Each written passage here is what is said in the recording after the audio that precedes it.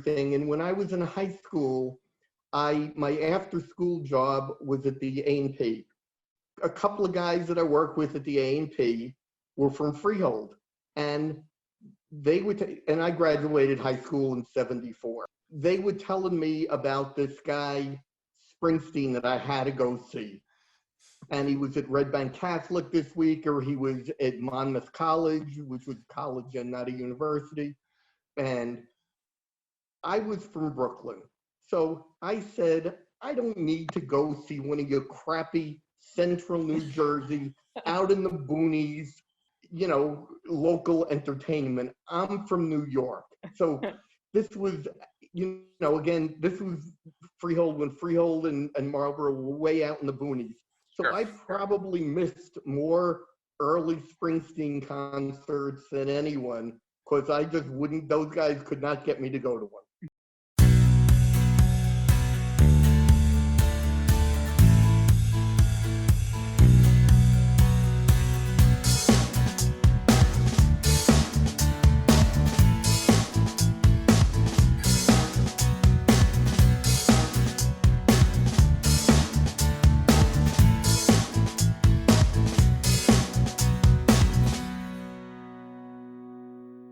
Hello, everyone, and welcome to a new episode of Set Listing Bruce, your podcast all about Bruce Springsteen, his music, and mostly his fans. I am your host, Jesse Jackson, and joining me today is not one, but two guests, and they're going to save me from asking one of the questions I normally ask, is when I am talking to a spouse, I say, and is your significant other a fan, or is a mixed marriage? But I have Jeff and Sarah both with me that tells you they are in tangent with their love of Bruce Springsteen. Jeff, Sarah, welcome to the show. Thank you. Thanks. So good to be here. It is great to have you guys here. Why don't you tell us a little about yourselves? I've been out in Chicago 20 years, but before that, in 8th grade, I moved from Brooklyn to Marlboro, New Jersey, which is the town that borders on Freehold. So I was from 8th grade on to when my parents moved. I was a couple of miles from Bruce's place, and Sarah and I have stalked out his birthplace and his town and Asbury Park a lot. And I'm Sarah. I grew up in Chicago. That's where we live now. I moved away for a while, moved back, and have been around here. We've been married since 2011, and visits with the in-laws couldn't be sweeter, because it almost always involves a trip to Freehold or Asbury Park, or so it's fantastic. It's a definite added plus. That's nice. That's nice. Now, were you both Springsteen fans before you guys became a couple? Absolutely. We've had long histories, both of us. I don't think we'd be a couple without Bruce. It's true. Bruce really did bring us together. Absolutely. Yeah, I want to hear that story, but I always like to start at the beginning. So we'll start with you, Sarah. Growing up in Chicago, what kind of music did your family listen to? And don't worry, Jeff, I'll get to you soon. We'll share. My dad loved big band jazz. He loved Count Basie, Benny Goodman. Yeah, it was fantastic. And whenever you spent time with him, the radio was on, or he was listening to almost always jazz, piano jazz, big band jazz. That was his thing. My parents also liked to listen to a radio show out of Chicago called The Midnight Special. Different than the TV show, this was like a folk, a blues, but also comedy bits. Steve Goodman was a big part of it. So there was a lot of really good music that we listened to. I think most of all, though, they were, at one point when I was a kid, they started going regularly to the Chicago Symphony. And when they got back from those concerts, it was joy, right? Music really brought them joy. Live music, performed live, was for them, they were just riding such a high when they came back. And when I went to my first Springsteen show, I knew exactly how they had been feeling all those times. And I called and told them, I was like, I know it now. I get it. So, oh, that's wonderful. That's so great. that was music. Yeah. Yeah. That was music at our house. So. How about you, Jeff? And we were not a music family. We were a television family. Okay, nothing wrong with that. Yep. I did know Gilligan's Island song by heart. That was about the extent of music. Well, and the all the other theme songs, right? So, they had that. So absolutely. Yeah. That's funny. How about as you both went to high school and started becoming now you guys, you recognize, Sarah, you mentioned the Midnight Special. I graduated high school in 77.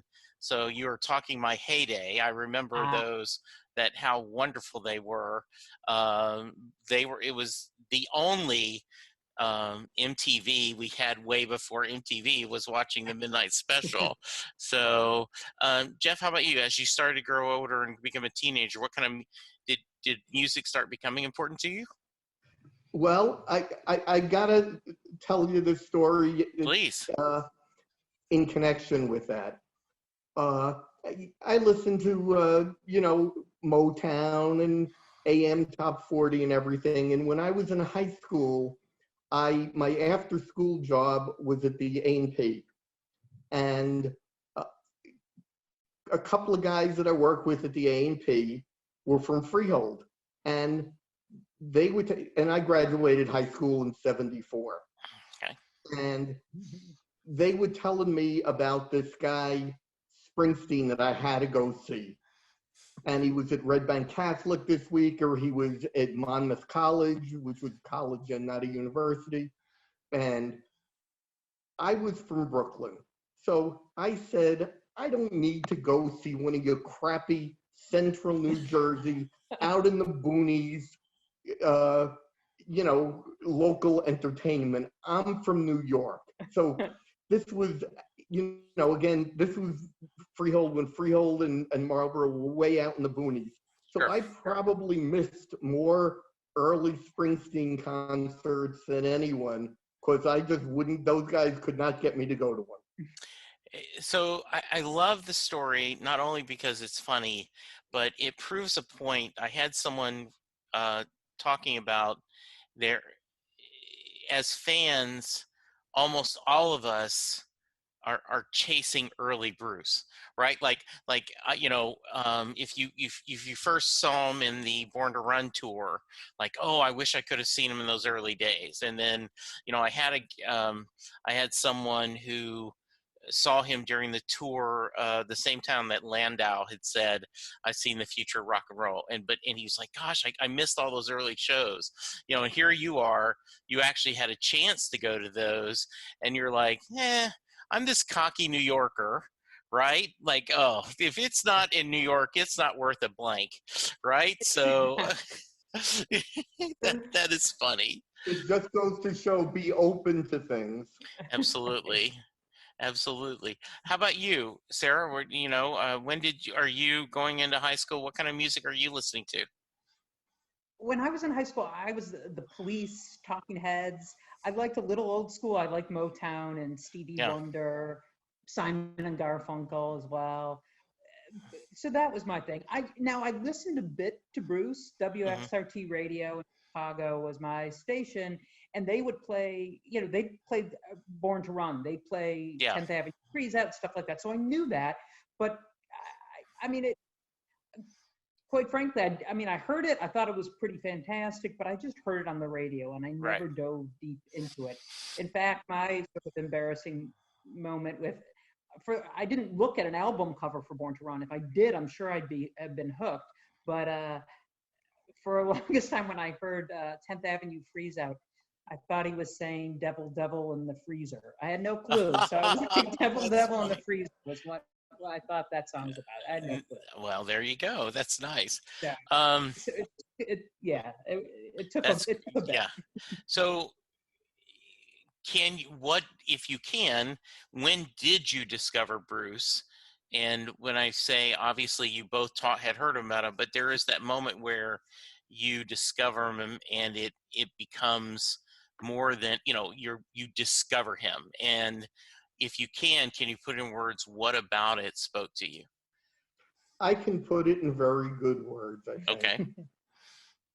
When I got to college, this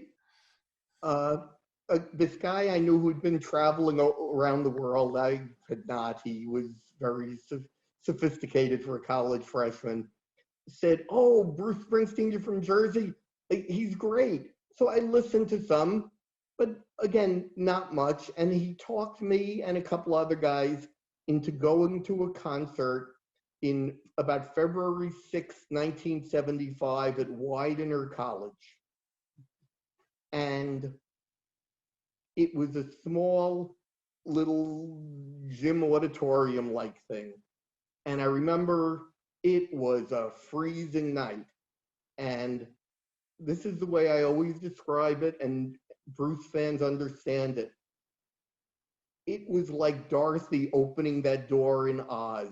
All of a sudden, I saw color where everything had been in black and white before. And I remember just being awestruck, walking out into the cold after this incredible experience and knowing one thing for sure, that wherever this was happening, I wanted to be again.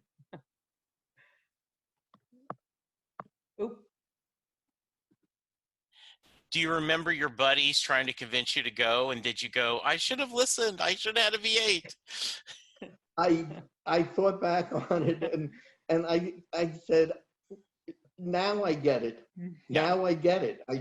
Again, Dorothy didn't know the world was in color before that. Oh, and she I didn't didn't know right. there was such a thing. Right. Yeah.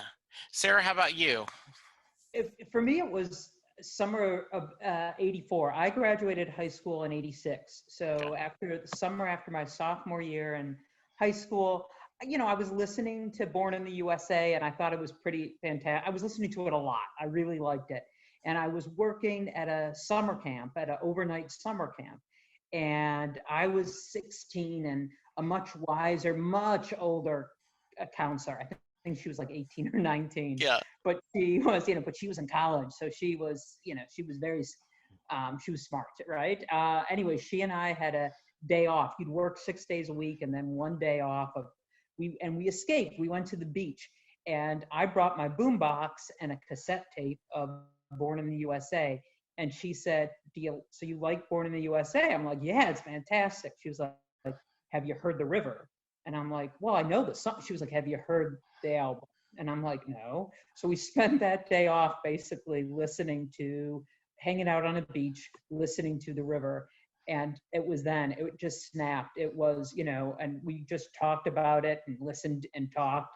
And then it turned out that some other friends of mine who worked at the camp, Dave and Lisa, who we're still friends with, who are fantastic Bruce fans, they too were huge Bruce fans. And when I started talking about this, they started okay, now we got to listen to Born to Run, really listen to Born to Run. And that was it. That summer with those friends, that's what made me right there. Now, one thing that might be a little different for me than other people, and I think Sarah's probably a more typical story, is the live thing captured me. And he was up there on the stage with Suki playing a violin, and it was the live thing. The words and the hope and the inspiration of the songs, the lyrics came after that. Right. Whereas Sarah got yeah. Right. Yeah. I've told this story before, but my first show was 2002 in the Rising, just for a lot of reasons. Had just never had the opportunity to see him perform, partly growing up in Louisiana and then not moving to Dallas till like 86 and, going through and so, and I had bought The Rising, the CD. I had bought it after I'd saw that, after that special, that telethon where they opened with the candles and them doing My City of Ruins, right? And so I had listened to it a couple of times, but just casually listened to it, right? And so I go to the show, and it was my wife Linda and our good friends Denise and Andrea, and we are in the nosebleed section, and we're sitting there, and at the end of the show, Linda's like, "Well, did you enjoy it?" Because I didn't know, she's like, "I don't know any of the songs till, he did Working on the Highway, and I said, well, first, yes, I enjoyed it, because if he had walked out on stage, played Born to Run, and walked off, I would have said, okay, got my money's worth. Exactly. But but my thought was, I've been dropped in the middle of a movie, or I've opened a page in the middle of a book, and I don't know what's going on, but I'm fascinated by the story, Yeah. And so then I had to go back and listen to The Rising over and over again and go, damn it, why didn't I know this so I could appreciate it? And I got the bootleg of the show, and so then when Devils and Dust came out, I did my homework. I listened to that thing over and over and over again, and then when he came to Dallas, I was ready. So I get that. I get and then once you get that live bug, then you start exploring the catalog, and then the songs start speaking to you.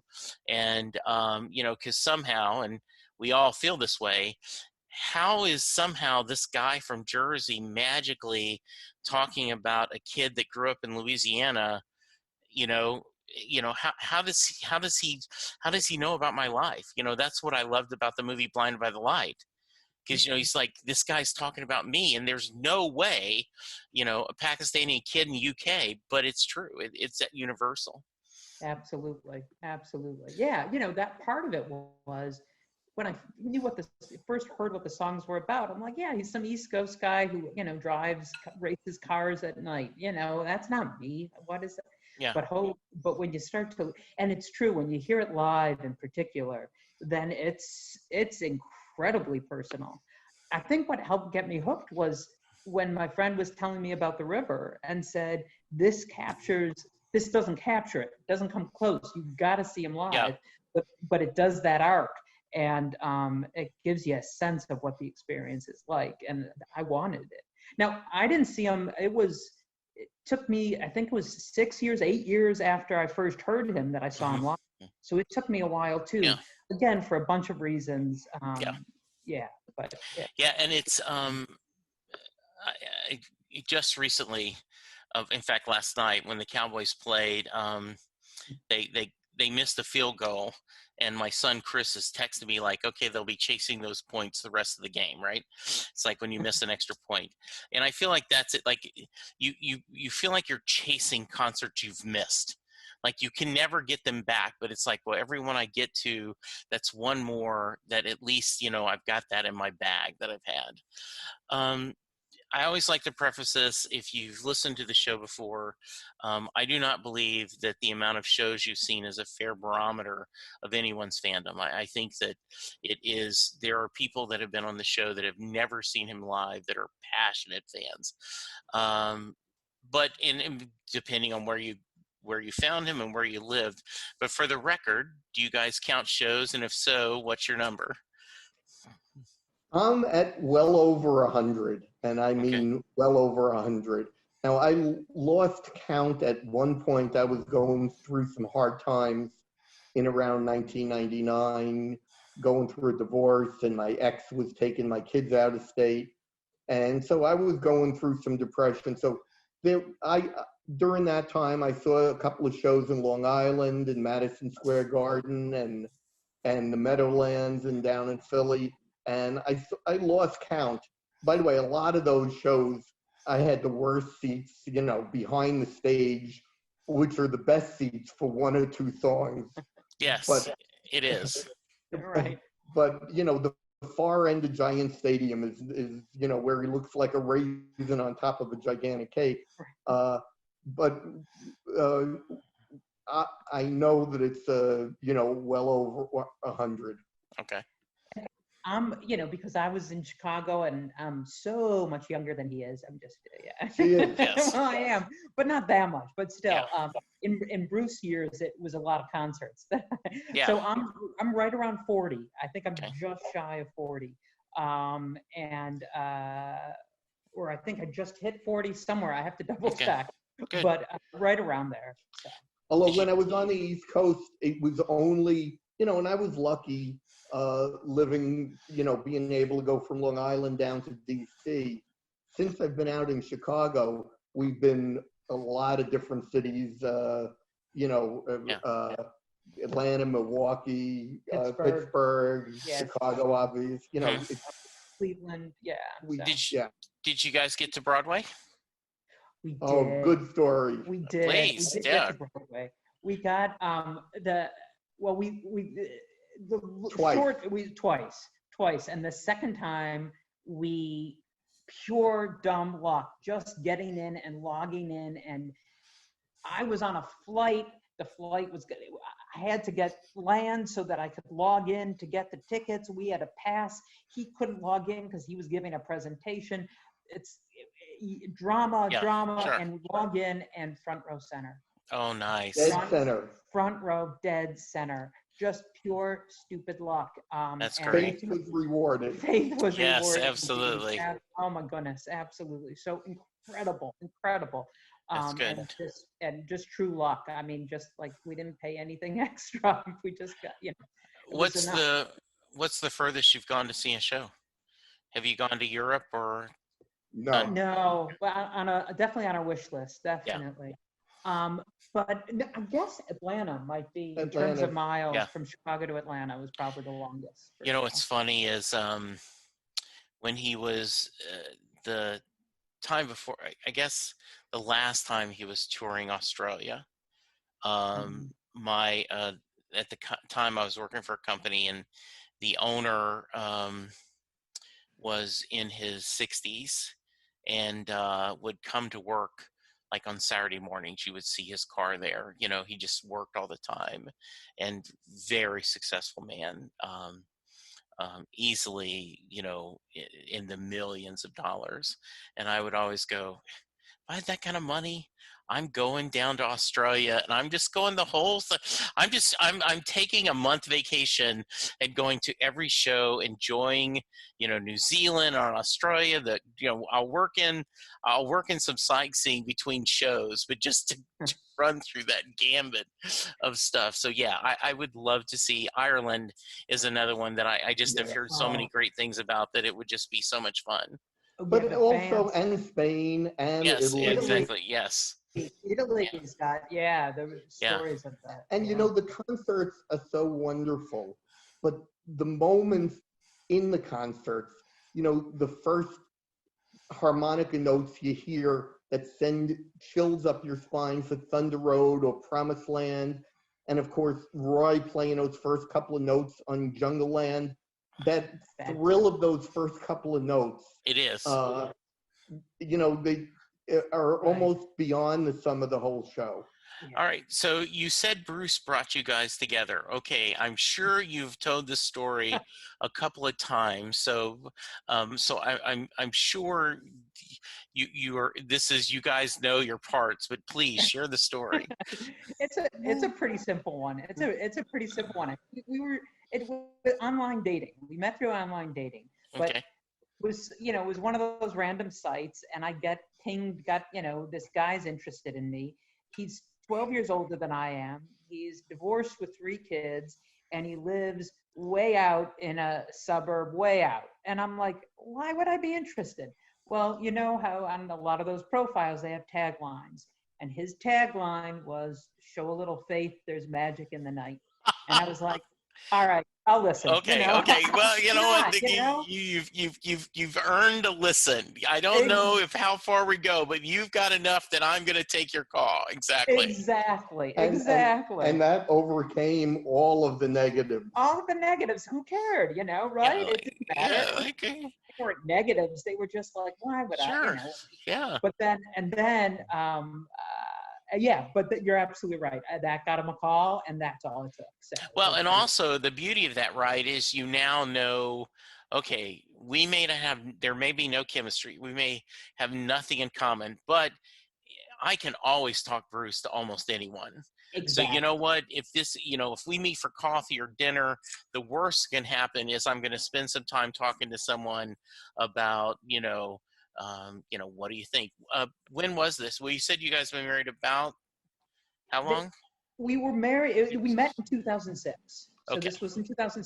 This was right before I knew we were serious. I knew he was interested in me because we bought tickets to Seeger sessions. Okay. We bought them together, and I bought them with my money, and he trusted me enough not to ask for a ticket. Oh, nice. Yes. Let me hold the tickets. I figured that he was truly trusting. So that's awesome. So it was 2006, and yeah, I mean, it was right, exactly. At the very worst of this, it's going to be just we'll talk Bruce. So, and we did. Yeah. When you got married, Bruce music is part of the ceremony? We actually just went down to the courthouse, and the judge put it all to rest. I was just about to say that. Nothing wrong. No walk down the aisle. No wedding day smiles. Right, exactly. There was wedding day smiles. There were lots of wedding day smiles, but it was us and the judge for the ceremony. We had a party later with friends, and there was plenty of Bruce in the background. But there was no first dance or anything. And the one thing I didn't want neither of us wanted the big deal wedding, but the one thing I wouldn't have minded would have been a first dance. I think we had talked, like if I should fall behind, or something, who knows, but nothing original. I don't think we would have done anything different than any. It's kind of hard to, when I almost always, send a link to if I should fall behind to someone, whether they're a Bruce fan or not, that is celebrating an anniversary or getting married. I always send this link and I go, I think this is one of the best songs about the work that is involved in a marriage, along with the joy. And this does a good job of thinking it. That's awesome. Yeah, that's very good. Was the Seeger session the first show you guys went together? It was indeed.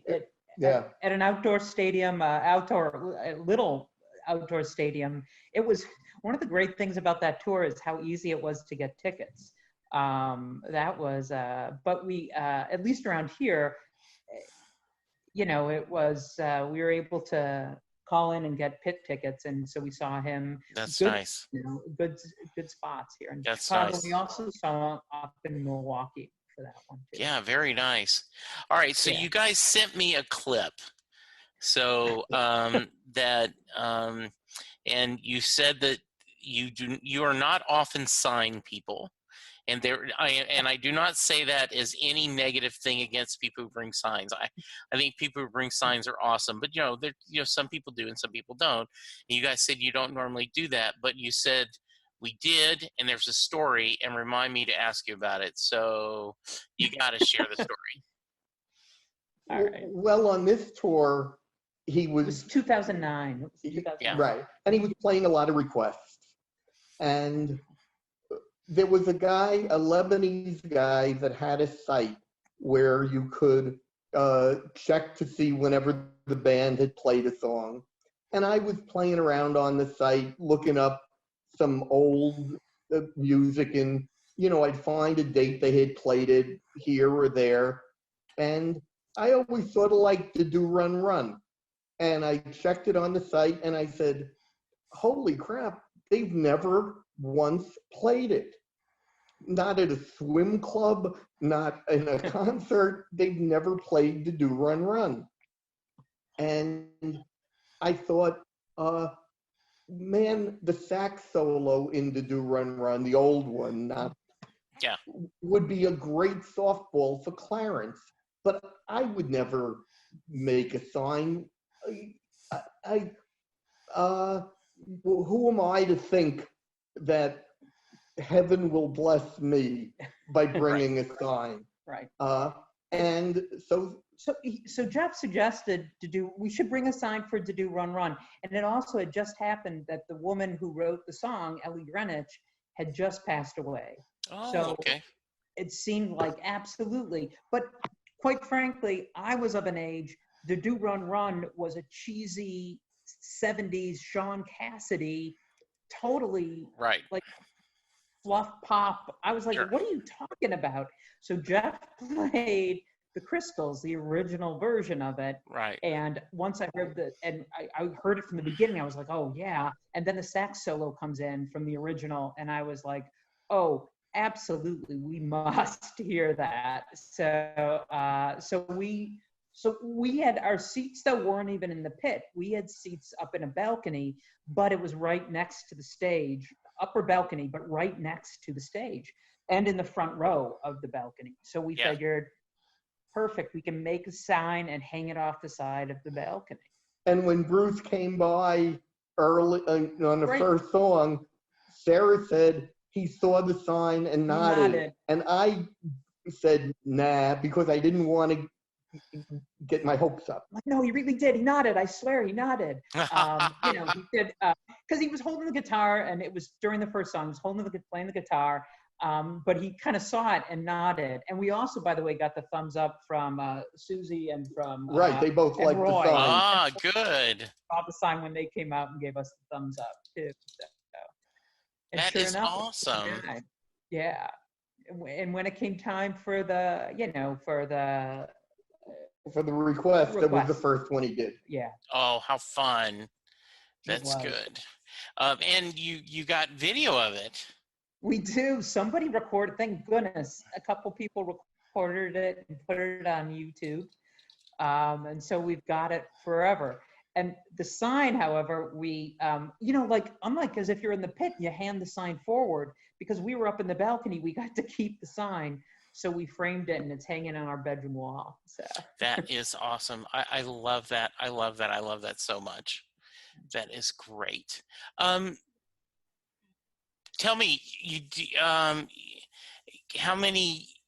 tell me some other, do you have other shows you wanted to share with me that kind of seeing together?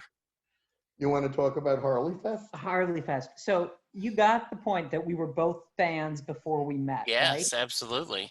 So we definitely were. We're both fans, but that doesn't mean that I didn't have something to learn from this old man. Okay. I did learn, and it was clear at Harley Fest. So at the end, at Harley Fest, which tour was that? I can't even remember now. It wasn't part of a tour. I think it was just a sort of a one-off Harley Fest. It could have been. It was 2000. I looked it up. It was 2008. I just checked my notes. It was August of 2008. He played in Milwaukee. They have a big annual festival for Harley Davidson, and big music festival, and he was headlining it, of course. So we got tickets to Harley Fest, and we got there, we got to Milwaukee, we got there really early, and I was like, well, let's go get a bite to eat. And Jeff was like, no, we go toward the stage. We go towards, and as Jeff taught me, like, when in doubt, you move in a Bruce Woodley direction. Okay. That was the lesson learned. That's a plan. Yeah.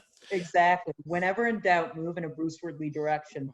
And we did. And as a result, we got amazing, we were right in the pit, right near the front of the stage, right up there. And it was fantastic. It was fantastic. And there was something else special about that. Oh. I would say I love Sandy, but I could say that about, 78 songs. Yeah. But when he started to play Sandy, I said to Sarah, and it jumped at me, instead of the angels have lost their desire for us, I spoke with them last night. They said they won't set themselves on. I said, he's going to sing Every Summer They Come Down in Their Harleys. Which I'd always loved that verse. I mean, I love the way it was finally, but you know how some lyrics, like, I've always thought it should be the Angelina's dress. Okay. And some of them you say, I love Each Way so much. He went with this, but the other one was great. But every summer they come down in their Harleys, they come and they go, I knew we were going to hear it, and we did. Oh, that's nice. That's very nice. driving up there, you knew it driving up there. He played from, the bootleg that had those, the old lyrics, the alternate lyrics. Yeah. It was awesome. That is great. Are there songs that have a special, you just mentioned there could be another, you could name 100, but are there songs that kind of have a special meaning to either both of you or individually? I don't know. There's so many. Many. I mean, like there were times in college that like Badlands was on constant cycle, right? Badlands was, everybody's theme song at one point or another. So, but I don't know, Backstreets and Jungleland and Rosalita and I don't know. There's Thunder Road. I mean, there's just There are some that are more than others. Racing in the Streets has always had a special place in my heart. Yeah. I really hated law school. I went to law school in Newark, and I didn't particularly like the neighborhood I was in Newark. And when I moved out, the last thing I packed was my stereo, and the last thing I blasted out was, "This is a town full of losers. I'm pulling out of here to win." That's awesome. That's great. That's good. So I got to ask you, what did you guys think of the Letter to You? I loved it. I mean, I did. I mean, it's new Bruce music. So right. I immediately am gonna, but for me, the real charge was seeing the band, right? Yeah. Seeing the video, seeing them playing together and just hearing them together. Yeah. Just even closing your eyes and just hearing that, it was nourishment from the soul at a very tough time. Yeah, I have made the joke, and it's only halfway joking, that new Bruce music in October, new president in November, and maybe 2020 is not the crappiest year ever. There we go. So yeah, I'm glad. It was just so, the rumor was flying hot and heavy, and then when you got it, it was just so good to hear that new music, and also to I agree with you, seeing the video of the band laughing and joking and working together. Someone complained that why would they take only 5 days to make an album? Why would you not? And Sarah, Jeff, my philosophy is the man can do whatever he wants. He's given us years and hundreds of songs of pleasure. So if he wants to be on Broadway, go be on Broadway. If you want to do an album of Jimmy Webb, kind of Southern California rock, like in Western Stars, go for it. I don't care. And I say, if you want to say, okay, we've done this the long way for fun, let's get us in a band and let's set a deadline. Let's just get together and play and let's see what comes out. I think is a great experiment. I think it's going to be joy. It's just going to be something different. And I love that. Yeah. I do have to correct you on one thing. Yeah. It didn't take him 5 days to make them. It took 45 years. Good point. Absolutely point. It may have been 5 years in the studio, but yes, it was a lifetime of together. It did right. That. Exactly. Yeah. It's exactly, and you can see it from that. You can hear it and you can see it. That was a lifetime. Those were lifetime friends, and absolutely. Sarah, Jeff, what should I have asked you that I haven't? Well, why don't you ask me what songs I've never been able to hear live that I would love? What are you chasing? Yes, thank you. I've got two. Okay. Terry and Blind Zero, I've always wanted. And the other one that I would love to hear, and I know I'm never going to get, and I'd cry if I did, Freehold. Yes, I bet. Absolutely. Yeah, and it's just and the part about his sister, it's just, I would lose it. Yeah. That's absolutely. Beautiful. It is beautiful. How about you, Sarah? And, so Freehold is on my list too, only because of how moving I would want to be with Jeff. Sure, absolutely, yeah. And the other would actually be cover, and I don't know, it's only because of the Dream Baby Dream. The cover is such a ode to his fans, and just, I mean, quite Letter to You kind of seems that way too. It does. It does. So maybe that'll be that. And I've got another question that you could have asked. Okay. Save that if you can, because I want to tell you a Dream Baby Dream story, if you don't mind. Okay, yes, please. And my regular listeners are going to go, oh, God, not the Dream Baby Dream story again. But anyway, when it first came out, we were driving down to Louisiana, my wife and my son and I, and I said, oh, Bruce has a new single out. Oh, okay, well, do you want to play it? And then we played it, and my wife went, well, that's not much. That just seems like he's repeating a lot of the same words. That doesn't seem much at all. And my son, Chris, said, I don't know. Play it again, Dad. And so I played it again, and Linda said, do it again. And so I played it again, and Linda said, one more time. And she's like, it's almost like a mantra. That's pretty cool. Yeah. So over the years, that has become kind of a family anthem. When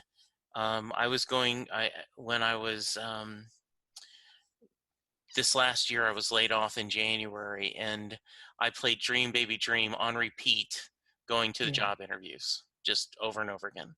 Often when we're tailgating out in the back porch, Shades of Mary's place, right?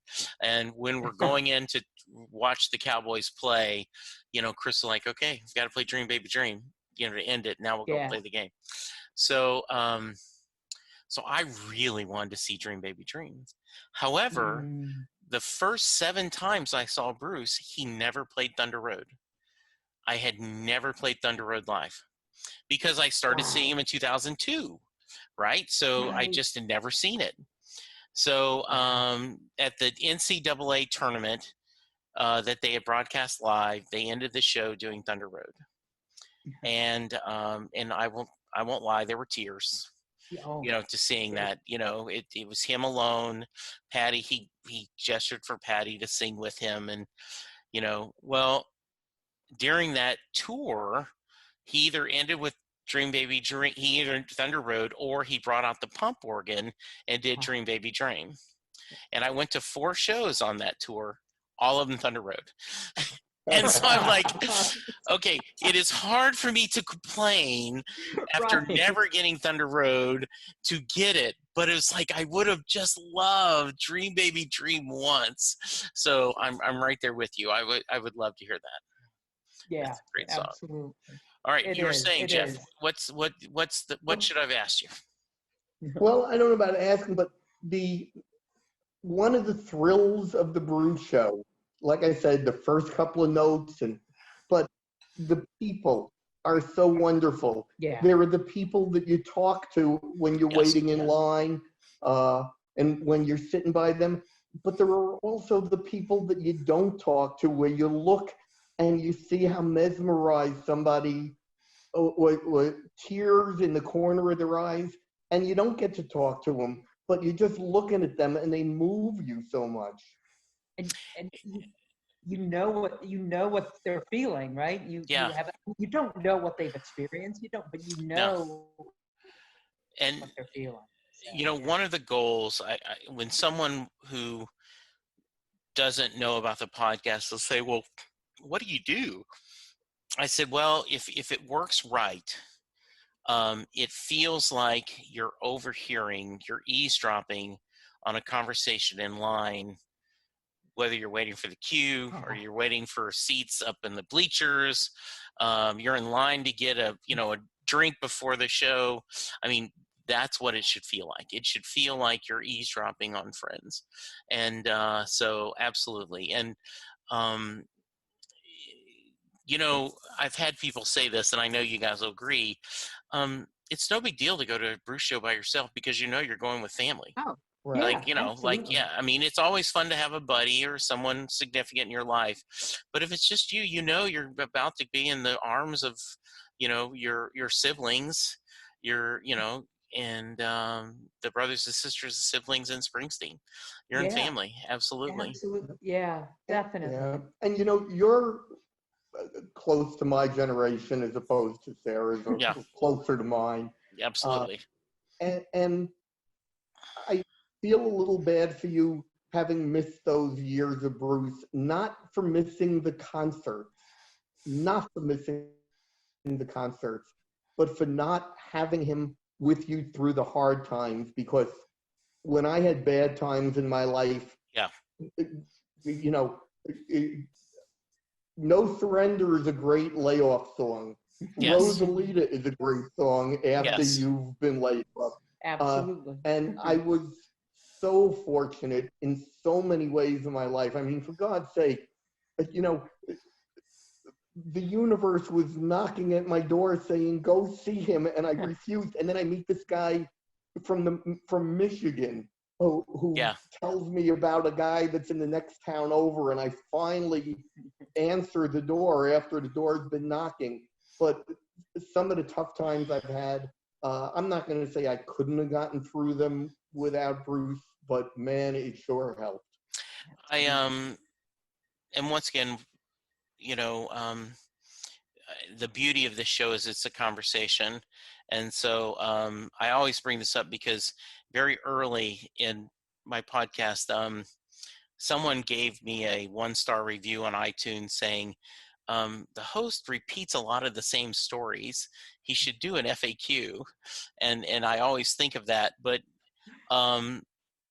this is a conversation, right? And so when I drove to Austin to see him at the book signing, and I got my 7 seconds, what I said to him, which I know he did not hear, but that's okay because I needed to say it more than I needed him to hear it, is I spent 9 months unemployed. I listened to Better Days and Land of Hope and Dreams every day, and that's what got me through it. Thank you. Yeah.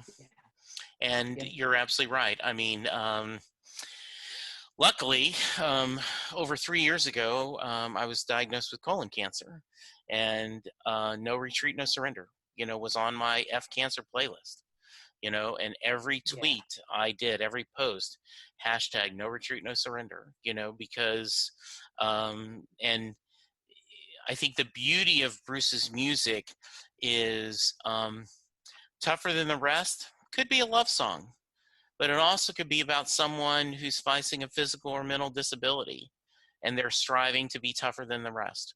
They need to be. So absolutely, you are right. And yes, I would love to see the shows, but you're right. I mean, it would. Bruce has been a good companion on this part of the ride. And as much as I love Brian Wilson and the Beach Boys, which were my passion before and remain to be, it would have been nice to have him in the front seat with me a little bit earlier. So thank you for that. I definitely agree, Jeff. So, yeah. All right. I think the only thing we got left is the Mary question. So let me preface this. Jay Armstrong is an honors English teacher in the Philadelphia area. Every year, his seniors, they take 2 days and they break apart Thunder Road as a poem. They go through all the lyrics. He discusses the imagery of the show, of the lyrics. He talks about, they hear the song, they discuss it, they compare it to Robert Frost, The Road Not Taken. And then at the end of the 2 days, he looks at his class and he says, all right, tell me, does Mary get in the car? So ladies first, Sarah, does Mary get in the car? And then we will go to Jeff. Damn straight she does, because we get to decide, we get to put a happy outcome on this one.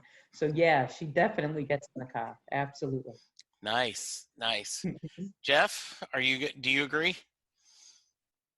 A year ago, I might not have. A year ago, I would have said there's a lot of missed things and not quite regrets, but things that you miss in life, and the timing was wrong or something like that. As I get older and as I see all the things we can't do and all the things we can do going through this pandemic and this lunatic in the White House, if I could say, Amen. At this point, you've got to grab for everything because it goes by too fast, and you don't know, like Joni Mitchell said, you don't know what you got till it's gone. Yeah. At this point, if she's got any sense, she grabs for it and says, screw it, I'm in that car. Well, and as you said, right, this is a town full, Mary Clyman, a town full of losers, and I'm pulling out of here to win. So very nice. Very, very good things. Guys, thank you. This was wonderful. I just appreciate your time so much. If someone wants to reach you, are either one of you on social media? We both are. We both Okay. are. Yeah, absolutely. They can find us. All right. So Sarah? Yeah. What's your Twitter handle? Oh yeah. So my Twitter handle Sarah Marcus Chicago or CGO. Sarah Marcus CGO. Okay, and Jeff? Fraumster FRAUMSTER @gmail.com. Okay. Great. All right. Guys, thank you again. I appreciate it. I hope you're doing well in this pandemic.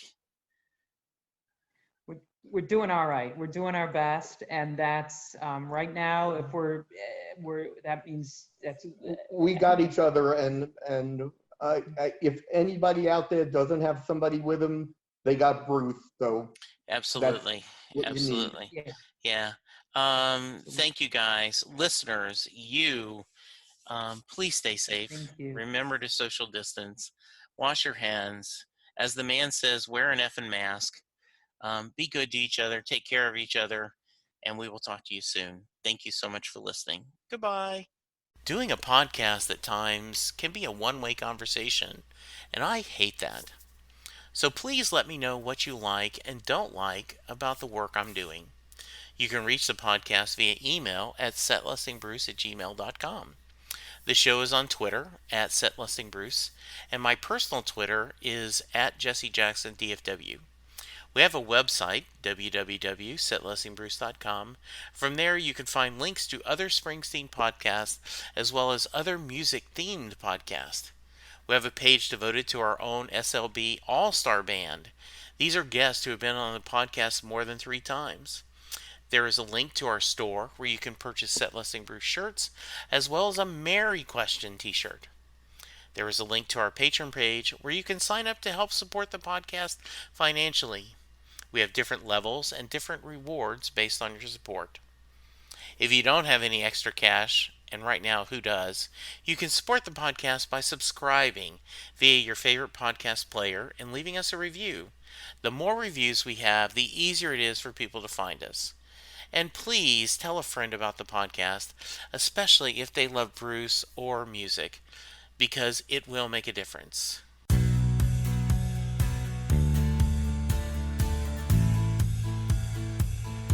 You just heard the fun talking, hard rocking, music loving, album ranking, fan thinking, joy spreading, lyric reading, story sharing podcast that is the one, the only Set Listing Bruce.